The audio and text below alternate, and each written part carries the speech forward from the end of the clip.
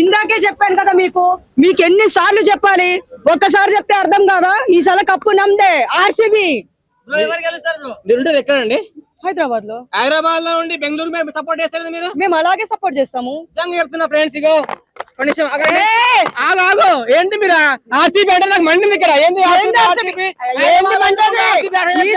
ఈసారి కప్పు నమ్దే ಗೊತ್ತಾಯ್ತಾ ನಿಮ್ಗೆ? అక్క చెప్తున్నా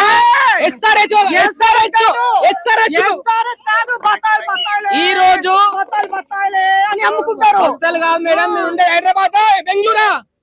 ನಾನು ಬೆಂಗಳೂರಲ್ಲಿ వెళ్ళిపోతా. హైదరాబాద్ లో ఉండి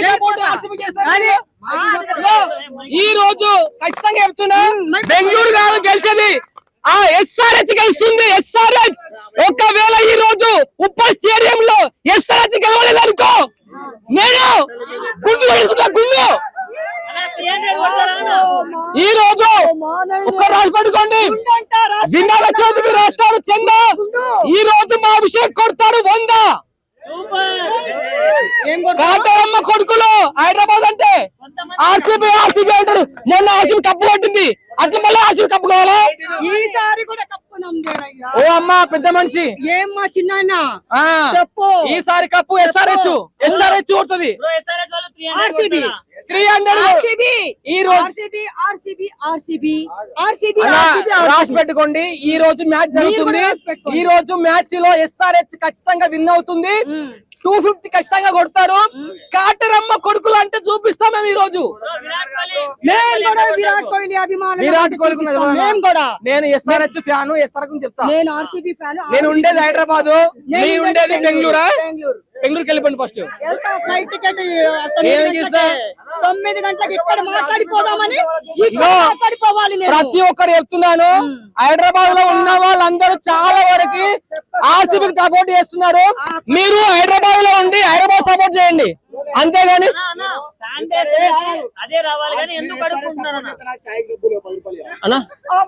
అడగండి. ఎవరు ఇస్తారన్నా? ఆర్సీబీ ఇస్తారా?